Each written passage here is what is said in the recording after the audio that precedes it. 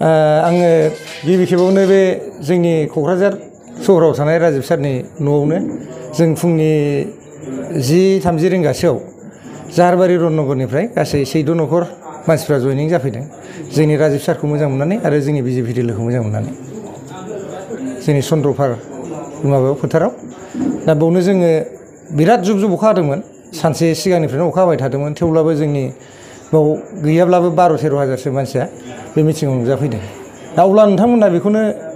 आन्दाज खालामनो हागोन अखा हानायाव जुदि बेसे मानसि फैदोंबा अखा हायामोनब्लाथ' बिराद बांसिन मानसि फैगौमोन दा बेथ' बिथांमोननि साननाय भिउ अफ एंगेल दा बेखौ आंहा बांद्राय जेबो बुंनांगौ गैया खिन्थु जोङो साननानै नायनो थाङोबा बर' जाथिनो जेसेबांनाखि होबोदों जोंनि BSc निफ्राय लानानै BTC बिनिफ्राय लानानै BTR बिनिफ्राय लानानै 6 शिड्युल 8 शिड्युल गासिबो बिजेपि सरकारानो होबोजोबनाय दा नोंथांमोना साननो हागौ जेनेबा जोङो बर'खौल' अनजानो लुबैब्लाथ' जों जानाय नङा दा आदिबासिफोरनोबो जेनेबा होबाय बिसोरो आदिबासि वेलफेयार डेभेलपमेन्ट काउन्सिल जेनेबा नेपालिफोरनोबो होदों गरखा डेभेलपमेन्ट काउन्सिल दा गोबां जाथि जनगोष्ठीफोरखौनो जयै दाजाबजोबनानै आसामखौ मोनसे समायना हादर हिसाबै बिथांमोना दा बाव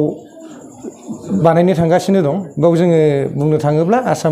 आसामाव जुदि जों बर'आ मोजां रोखोमै जुदि रायजो जानांगौबा थांनानै थानांगौबा जों बर' जाथिया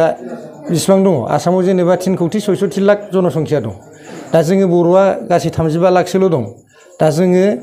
हारसानि पार्टि बर'नि पार्टि होनलायबाथ' जानाय नङा जों मोनसे प्लेटफर्माव थानानै जोङो जयैनो खामानि मावलायनानै जयैनो रायजोखौ जालांनांगोन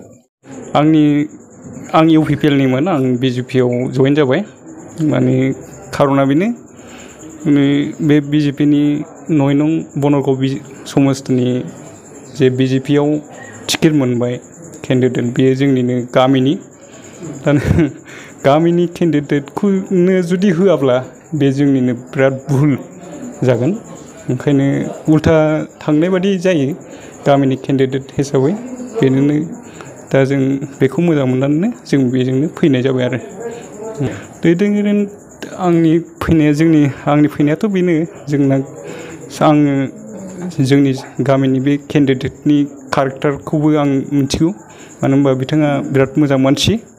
बियो सोरनिबा आं मिथिगौ सोरनिबा सुखु दुखु बा खैदां खैफोद समाव जुदि बिथांनो खबर होयोब्ला बिथाङा गावनि मेगनखौ मेसेबालासिनो बयखौबो सापर्ट होयो दा जों बेखौनो अनसायनाय दं बिथाङा दा मोजां मानसिनो जोंहा भट होनायाव जेबो लस गैया आरो गामिनिनो केन्डिडेट दा जों बेनि उल्था थांनो हानाय नङा आरो ओंखायनो जों बिराद मोजां मोनो आरो सारखौ आंथ' सिगाङाव स्पस्त'खा आं UPPLआवनो गोबां बोसोर आं खस्थ' खालामबोदोंमोन नाथाय आं बे पार्टियाव आं जेबो मोननायबो जायाखै बे स्पस्त'खा बयबो मिथिगौ ओंखायनो आं दा बे सारखौ मोजां मोननानै आं बेयाव जइन जाबाय आरो